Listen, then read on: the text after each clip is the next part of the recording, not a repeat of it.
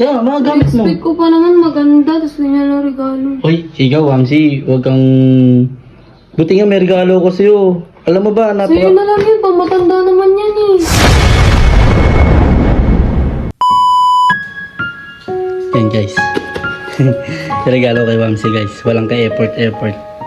Tingnan natin guys kung magugustuhan niya itong regalo ko para sa kanya.